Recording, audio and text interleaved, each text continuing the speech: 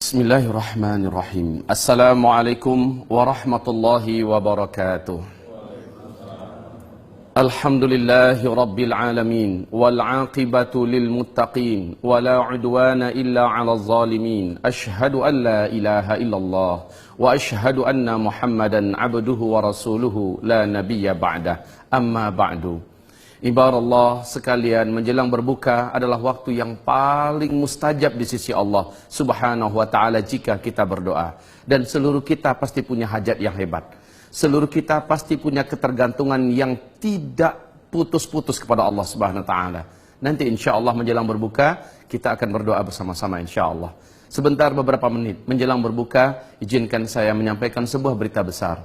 Di dalam Taurat, di dalam Injil dan di dalam Al-Quran sepakat dikatakan bahwa akhir daripada dunia adalah kiamat besar. Bapak-bapak dan ibu-ibu, hamba-hamba Allah sekalian yang kami muliakan, dengan tanpa menyebutkan gelar pangkat jabatan yang semoga Allah mencintai bapak semua, semoga Allah melindungi dunia dan akhirat. Ketahuilah, Nabi Muhammad pernah didatangi oleh malaikat Jibril yang menjelma menjadi seorang lelaki yang sangat tampan. Malaikat ini bertanya, kapan kiamat? Nabi menjawab, Allah yang maha tahu, saya tidak tahu. Mungkin ente lebih tahu daripada saya, kata Nabi kepada malaikat ini. Tapi ketika ditanya, sebutkan kepada saya ciri-cirinya, tanda-tanda bahwa kiamat sangat dekat. Nabi mengatakan, saya tahu. Apabila engkau menemukan suatu zaman, orang yang hidup pada zaman itu dulunya miskin, kere, penggembala ternak, tidak memakai alas kaki dan telanjang dada. Tiba-tiba mereka menjadi kaya raya dan berkuasa, lalu mereka berlomba-lomba membangun gedung-gedung yang tinggi. Jika zaman itu sudah engkau temukan, maka jarak antara engkau dengan terjadinya kiamat sungguh sudah sangat-sangat dekat sekali. Bapak-bapak, hamba-hamba Allah dan ibu-ibu yang kami muliakan, Imam Ahmad bertanya kepada Imam Ahmad, ini dari hadis Imam Ahmad, Abu Hurairah bertanya kepada Rasulullah, ya Rasul, siapakah orang yang engkau maksud? Miskin, penggembala ternak, tidak beralas kaki, bertelanjang dada, tiba-tiba menjadi kaya raya dan berkuasa, lalu berlomba-lomba membangun gedung-gedung yang tinggi. Siapa yang engkau maksud ya Rasulullah? Nabi menjawab, humul Arab, mereka adalah bangsa Arab. Hamba-hamba Allah sekalian, kita perhatikan sekarang. Arab sebelum minyak bumi ditemukan masih disebut dengan Jazirah Arab. Miskin Pak, seperti tidak punya harapan hidup dan tak punya masa depan. Tapi ketika minyak bumi ditemukan, mereka langsung memecah diri menjadi 7 negara. Arab Saudi, Kuwait, Qatar, Bahrain, Uni Emirat Arab, Oman, dan Yaman. Masing-masing mereka menjadi negara petrodolar. Kaum muslimin, lihat sekarang apa yang dibuat oleh negeri Arab. Di Arab Saudi, di Mekah Al-Mukarramah, gedung-gedung tinggi pencakar langit sudah mulai saling berlomba bermunculan. Lihat di Madinah Al-Munawwarah, Masjid Nabawi kayak tenggelam oleh hotel-hotel mewah di sekitar Masjid Nabawi berbintang 5. Silahkan pergi ke Riyadh. Siapa yang tidak kenal semacam kota metropolitan ala Eropa dibangun di masa Salman menjadi gubernur. Sekarang megah mewah. Silahkan datang ke Jeddah. Siapa yang tidak tahu dengan kondisi Jeddah hari ini kaum muslimin. Lihat Kuwait, ibu kota Kuwait. Ya Allah ya Rabbi, silau mata kita menyaksikan pembangunan yang sangat menakjubkan. Datanglah ke Dubai, datanglah ke Abu Dhabi. Lihat ibu-ibu kota yang ada di Arab hari ini. Ada perlombaan yang serius membangun gedung-gedung yang tinggi. Dulu mereka miskin, penggembala ternak. Tiba-tiba mereka menjadi kaya, lalu berlomba-lomba membangun gedung-gedung yang tinggi. Hari ini bapak-bapak yang kami muliakan, gedung tertinggi di dunia adanya di Dubai. Namanya Burj Khalifah. Ketinggiannya 868 meter. Tetapi sekarang di Jeddah masuk tahun ke-6 sedang dibangun gedung tertinggi di dunia yang akan mengalahkan gedung yang ada di Dubai. Namanya Kingdom Tower. Ketinggiannya 1,2 km. Diperkirakan 2018 selesai. Yang membangun adalah orang terkaya nomor 5 di dunia. Pangeran Al-Walid bin Talal yang akan menghabiskan dana diperkirakan 124 triliun. Kaum muslimin, mereka miskin, penggembala ternak, tapi sekarang sudah kaya raya, berlomba-lomba membangun gedung yang tinggi. Nabi bersabda, jika zaman itu engkau temukan, maka jarak antara engkau dengan kiamat sudah sangat dekat. Sudah sangat dekat. Kenapa ulama-ulama dunia sekarang banyak yang menangis, dan mereka menulis, membicarakan dengan serius bahwa kita sudah di akhir zaman. Mari kita lihat pada fakta yang lain. Kaum muslimin, Nabi mengatakan, umat beriman di bumi ini hanya ada 5 fase. Fase pertama adalah fase kenabian, aku yang memimpin mereka. Fase ini berakhir dengan wafatnya Nabi Muhammad. Yang kedua adalah fase di mana para khalifah yang memimpin selama 30 tahun. Dan itu berakhir dengan wafatnya Khalifah Ali bin Abi Thalib. Fase yang ketiga, khalifah-khalifah yang menggunakan sistem kerajaan. Di dalamnya ada 3 dinasti. Dinasti Bani Amawiyah, dinasti Bani Abbasiyah, dan dinasti Bani Utsmani. Dinasti ini telah berakhir pada tanggal 3 Maret 1924. Runtuhnya khilafah Islamiyah Al-Utsmani di Turki. Akhir fase ketiga. Kita masuk fase keempat, yaitu fase umat Islam tidak dipimpin oleh seorang khalifah pun. Tidak ada kekhalifahan di muka bumi. Inilah fase kita sekarang. Pada fase ini Nabi mengatakan Islam jadi pecundang. Kaum muslimin jadi bulan-bulanan. Mereka banyak tapi tidak berharga, tidak dinilai, dan betul-betul dalam keadaan ketertekanan dan luar biasa. Kondisi manusia yang hidup saat itu, hari demi harinya lebih buruk daripada hari sebelumnya. Dalam urusan ekonomi, dalam urusan politik, dalam urusan pendidikan, dalam urusan moral, dalam urusan keadaan alam. Apa saja keadaan makin ke depan itu makin semakin jelek. Ini pada fase keempat. Fase ini pasti berakhir, kata Nabi. Yaitu dunia akan kembali dipimpin oleh khilafah Islamiyah. Dan CIA, Intelijen Amerika Serikat di New York Times telah menyatakan dan merilis pernyataan resmi. Menurut angka-angka hitungan mereka, dunia masa depan akan kembali dipimpin oleh khilafah Islamiyah di tahun 2020. Menurut KGB Rusia masih di New York Times, puncak-puncak khilafah Islamiyah di masa depan itu adalah tahun 2025. Artinya fase kelima sudah sangat dekat. Dan kaum muslimin, kelima fase ini akan ditutup dengan ditutupnya fase khilafah Islamiyah memimpin dunia. Tapi kata Rasul tidak lama. Fase kelima hanya berjalan maksimal 9 tahun saja. Bukan 900 tahun. Bukan 90 tahun, hanya 9 tahun saja.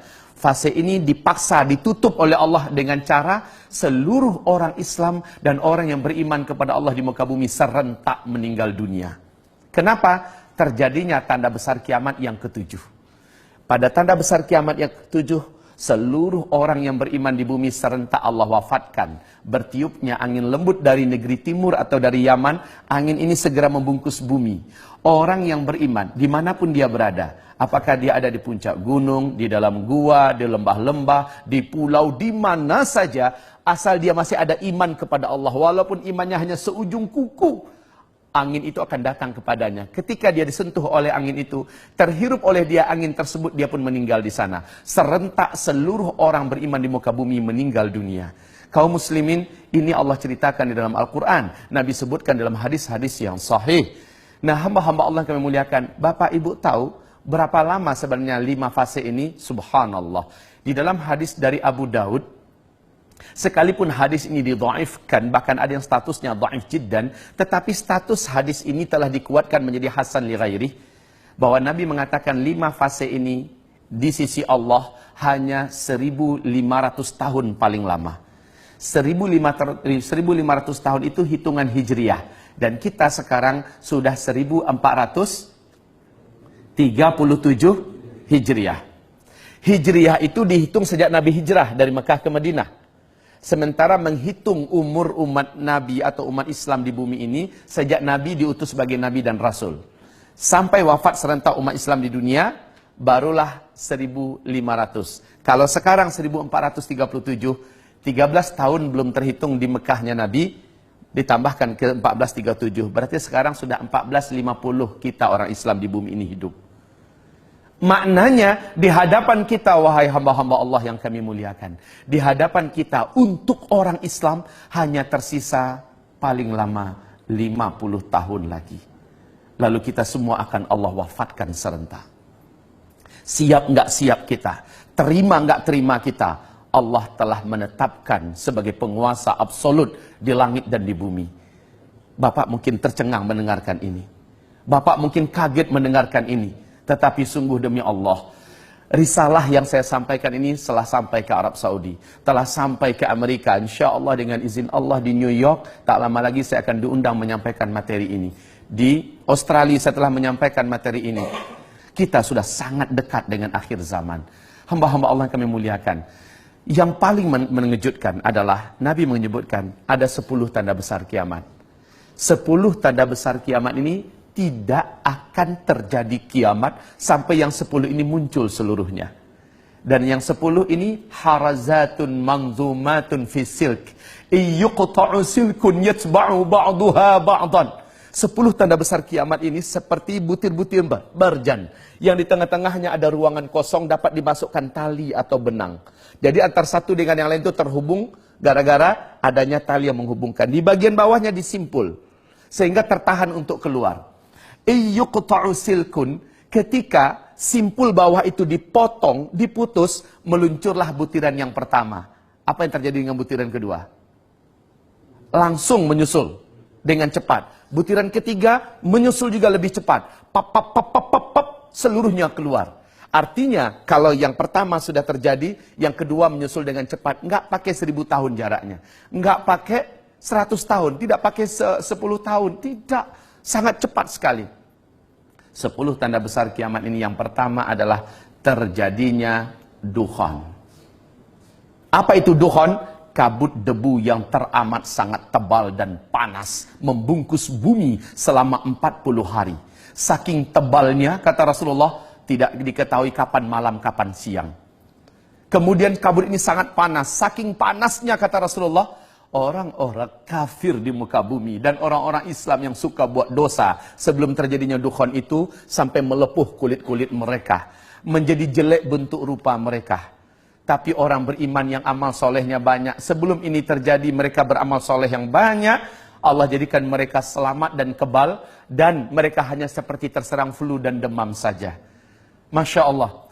Setelah dukhan selesai, bumi kembali terang, matahari kembali nampak. Apa yang terjadi? Petaka besar. Pertama, seluruh teknologi di muka bumi sudah terhenti. Tidak ada listrik, tidak ada sinyal, internet, handphone sudah hilang seluruhnya. Ini yang dikatakan oleh Rasulullah, ketika Al-Mahdi nanti muncul, kalian semua akan kembali seperti zaman sekarang. Kalian akan perang dengan menggunakan pedang, dengan tombak, dengan panah, dan menunggang kuda kembali. Albert Einstein saat didesak oleh lebih 2000 wartawan seluruh dunia, beliau mengatakan tentang perang dunia ketiga. Dalam keyakinan dan analisa kami, perang dunia ketiga nanti adalah dengan senjata manual. Semua senjata modern canggih yang kalian buat hari ini tidak ada yang bisa dipakai. Persis dengan pernyataan Steve Jobs sebelum beliau meninggal dunia di hadapan ribuan karyawannya. Pernyataan Steve Jobs adalah, setelah saya nanti, tak lama kemudian kalian semua akan kembali ke zaman batu. Persis seperti yang digambarkan Nabi Muhammad SAW dulu. Jadi setelah dukhan, semua teknologi sudah musnah. Kita kembali ke zaman di mana kita dipaksa untuk hidup secara manual. Dan ini yang sangat menakutkan, Pak. Kenapa? Berikutnya, gara-gara dukhan, seluruh yang ada di muka bumi ini, tanam-tanaman, tumbuh-tumbuhan, pada banyak yang mati. Kelaparan merata di mana-mana. Gara-gara lapar, kata Rasul, banyak chaos dan keributan. Kekacauan demi kekacauan, memperebutkan makanan sampai membunuh tetangga pun terjadi. Dan ini akibat daripada sulitnya dan langkanya makanan. Iklim udara menjadi sangat panas. Setelah itu manusia mulai putus asa hidup. Sampai-sampai orang yang paling kuat imannya, kata Nabi, kalau lewat dekat kuburan dia berkata, alangkah enaknya orang yang dalam kuburan itu kalaulah saya bisa ditinggal di dalam seperti mereka. Ini orang beriman loh ngomong. Sementara orang yang tidak beriman, mereka akan putus asa hidup. Mereka hanya memilih salah satu di antara dua cara. Menjadi brutal untuk mempertahankan hidup, atau bunuh diri, mengakhiri hidup. Setelah itu, Masya Allah, waktu azan masuk, Bapak Ibu, silahkan berbuka. Air sudah ada di hidangan Bapak-Bapak. Semoga Allah menerima amal ibadah puasa kita. Sambil Bapak berbuka, izinkan saya 5 menit lagi, boleh? Silahkan Bapak berbuka. Semoga Allah terima amal ibadah puasanya. Saya lanjutkan sedikit, Bapak Ibu. Kemudian kata Nabi, setelah itu keluarlah Dajjal. Tidak seorang Nabi pun dan Rasul pun yang ada di muka bumi ini, terima kasih, melainkan memperingatkan umatnya masing-masing tentang Dajjal. Dajjal ini memiliki kemampuan yang menyebabkan seluruh dukun dan dunia sujud kepadanya. Dajjal ini mampu menurunkan hujan dari langit, menghidupkan semua orang yang ada di dalam kuburan, padahal seluruh mereka yang hidup itu adalah dari bangsa jin dan setan yang menjelma dari orang-orang yang dulu pernah hidup. Dajjal ini akan menyebabkan manusia-manusia menguap imannya dan mereka menjadi murtad kepada Allah. Bapak Ibu, Dajjal mengaku sebagai Tuhan. Dan banyak yang percaya. Banyak yang sujud menyembah Dajjal. Dan yang paling banyak menyembah Dajjal, kata Rasulullah, dari umatku nanti adalah kaum wanita.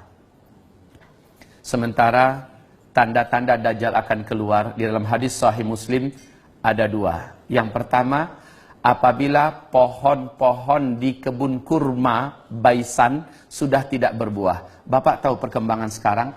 Pohon-pohon kebun kurma Baisan itu letaknya di Yordania dekat perbatasan dengan Palestina. Sekarang sudah masuk tahun ke-6 tidak berbuah 100%. Sudah tidak berbuah 100%. Bahkan batang-batang pohon ini cenderung mati sekarang, Pak. Yang kedua, dalam hadis Sahih Muslim, apabila Danau Tiberias yang sekarang adalah pusat sumber air utama bangsa Yahudi di Israel, ya, apabila Danau Tiberias menyusut airnya dan berkurang terus. Ketahuilah Bapak-bapak yang kami muliakan, sejak tahun 2003 sampai 2013, Danau Tiberias yang dalamnya dari permukaan sampai dasar itu hanya 45 meter, telah susut 16 meter. Pemerintah Israel sangat-sangat ketakutan hari ini. Sehingga di TV resmi mereka, masih ada di YouTube itu, mereka umumkan ketakutan mereka yang tidak bisa dibuat. Apalagi akhir 2015, Danau Tiberias, bagian dasar yang paling menonjol dari dasar Danau Tiberias itu sudah nampak kayak pulau-pulau kecil, Pak, di atas permukaan danau. Artinya apa? Semakin susut. Dan ini adalah pertanda besar Dajjal akan keluar. Tidak ada satupun manusia di muka bumi yang sanggup mempertahankan imannya jika ia berjumpa dengan Dajjal. Rasulullah bersabda, tidak ada satu kota pun di muka bumi ini melainkan Dajjal akan masuk ke dalamnya. Hanya Mekah dan Madinah yang Dajjal tak mampu masuk. Baik fisiknya ataupun kesaktian kemampuannya tidak bisa menembus Mekah, Madinah. Kita yang ada di Jakarta, kita yang ada di Indonesia, tidak lama lagi akan menyaksikan banyak para ulama yang menangis dan berkata, "Hadza zamanu khurujid Dajjal." Inilah zaman di mana Dajjal itu akan keluar. Inilah zaman di mana Dajjal itu akan keluar. Ya Allah, kalaulah kita tidak jaga diri kita dan iman kita benar-benar, kalaulah tidak jaga keluarga kita, pasti kita akan termasuk orang yang tidak mampu selamat. Pasti kita termasuk orang yang akan menjadi penyembah Dajjal. Na'udzubillah. Saya sampaikan ini kepada Bapak dan Ibu dengan sangat super cepat, Bapak Ibu yang kami muliakan. Saya sampaikan ini bukan untuk membuat Bapak jadi apatis menghadapi hidup ke depan, tidak. Saya sampaikan ini malah buat semangat hidup. Seperti sahabat-sahabat Nabi ketika diuraikan tentang akhir zaman, mereka mengatakan ini akan terjadi di zaman kami. Lalu dampak yang terjadi apa? Mereka bersemangat memanfaatkan umur yang ada untuk mencari bagaimana timbangan amal mereka menjadi berat di sisi Allah. Mereka bekerja dengan amanah. Mereka betul-betul maksimal menggunakan waktu mereka menjadi manusia-manusia yang paling terbaik. Bila datang panggilan azan, mereka tidak mau lagi menunda waktu untuk melaksanakan sholat. Sujud di hadapan Allah, menangis lama-lama. Mereka maksimal berjuang. Bapak Ibu, Bapak-Bapak adalah pejuang yang luar biasa. Penyelamat dan pembela negeri. Tetapi Bapak adalah calon-calon mayat. Persis seperti orang-orang terdahulu. Mereka telah berbungkus kain kapan dan telah dilarikan ke dalam tanah, kembali ke asalnya. Lalu apa yang kita punya? Pangkat jabatan kita tidak berguna. Saat itu yang berguna adalah iman yang kita miliki. Amal yang kita sudah buat. Hanya itu. Ini akhir zaman. Tidak pun karena akhir zaman kita juga akan di stop oleh Allah dari kehidupan ini. Dan ini adalah sunnatullah. Wahai hamba Allah, ini Ramadan. Anggaplah ini Ramadan terakhir kita. Boleh jadi kita ke depan sudah ada di alam yang lain. Ya kan? Kita tidak tahu rahasia apa yang akan Allah sembunyikan untuk diri kita. Yang pasti masa depan sudah semakin gelap. Tetapi kita masih hidup sekarang. Selagi masih hidup, maksimallah berbuat. Maksimallah berbuat. Jadilah manusia-manusia terbaik yang akhirnya dapat dibanggakan di bumi, dapat dibanggakan di langit, di dunia, bahagia, di akhirat, di dalam surga. Amin. Ya Rabbal Alamin. Mari kita berdoa. Kita harapkan doa ini naik ke langit dan Allah turunkan segala kebaikan untuk kita semua. Astaghfirullahalazim, astaghfirullahalazim, astaghfirullahalazim. Alladzi la ilaha illa huwal hayyul qayyum wa atubu ilaih. Allahumma ighfir lil muslimina wal muslimat wal mu'minina wal mu'minat al ahya'i minhum wal amwat bi rahmatika ya sami'un qaribun mujibud da'awat. Ya Allah, ya Rahman, terimalah amal ibadah puasa kami satu hari ini ya Allah. Dan jadikanlah berbuka kami ini adalah berbuka yang kau berkahi ya Allah. Berilah kami kegembiraan dengan menjadi ahli surga karena kami telah mematuhi agamamu ya Allah. Ampuni dosa-dosa kami di masa lalu yang pernah kami buat dalam keadaan lupa, dalam keadaan sadar atau tidak sengaja. Kami adalah manusia, bukan malaikat, ya Allah. Dan kami punya nafsu serta digoda syaitan. Pasti banyak dosa maksiat yang sudah kami buat. Ampuni dosa-dosa kami, ya Allah. Bila ternyata kami adalah manusia-manusia yang hidup di akhir zaman, dan kami akan menghadapi huru-hara dan petaka yang besar, sungguh iman kami sangat tipis dan amal kami masih sangat-sangat sedikit. Ya Allah, janganlah Engkau biarkan kami, janganlah Engkau jadikan kami termasuk yang hanyut dalam fitnah akhir zaman. Selamatkan kami semua, ya Allah. Selamatkanlah para panglima-panglima kami yang ada, jenderal-jenderal kami yang ada, petinggi-petinggi militer ini yang ada, ya Allah. Berikanlah mereka hidayah-Mu, kuatkanlah iman di hati mereka, ya Allah. Kuatkanlah iman di hati mereka, ya Allah. Kuatkanlah iman di hati mereka. Jadikanlah mereka mencintai masa depan dan akhirat mereka lebih besar daripada cinta kepada dunia yang ada. Ya Allah, jadikanlah mereka semuanya mencintai Islam dan kaum muslimin melebihi segala-galanya. Jadikanlah mereka sebagai calon-calon penghuni surga-Mu kelak, ya Allah. Lindungi mereka dan selamatkan mereka dari api neraka-Mu, ya Allah. Dan janganlah biarkan Dajjal berhasil menjadikan mereka bala tentaranya, ya Allah.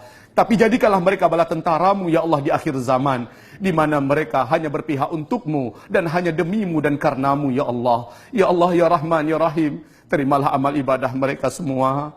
Terimalah solat mereka, puasa mereka, umrah dan haji mereka, sedekah dan infak mereka. Jadikanlah hati mereka mengkilat terang benderang karena cahaya iman yang Kau masukkan. Ampuni, ampuni, ampuni seluruh mereka, kami semua tanpa terkecuali.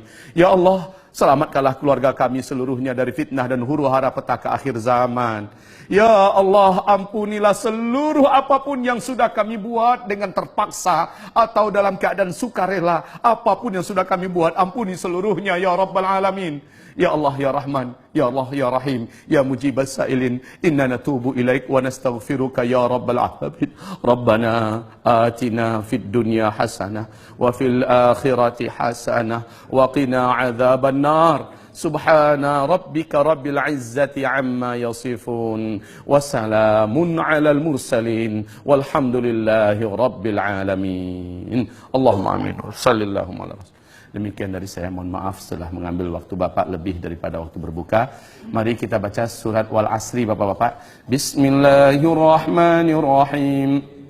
Wal asri innal insana lafi khusr illa alladhina amanu wa amilus salihat wa tawasaw bil haqq wa tawasaw bis sabr. Allahumma arhamna bil Quran wa sadaqallahul azim. Nabi berkata, siapa yang akan berdiri di tempat duduknya lalu dia membaca doa kafaratul majlis, sebelum ia berdiri Allah sudah gugurkan seluruh dosa-dosa kecil yang perbuat sebelum itu. Mari kita baca bersama-sama, ya Pak, ya. Subhanakallahumma wa bihamdika asyhadu an la ilaha illa anta astaghfiruka wa atubu ilaika. Amin ya rabbal alamin. Walhamdulillahi rabbil alamin. Wabillahi taufiq wal hidayah. Mohon maaf lahir batin. Wassalamualaikum warahmatullahi wabarakatuh.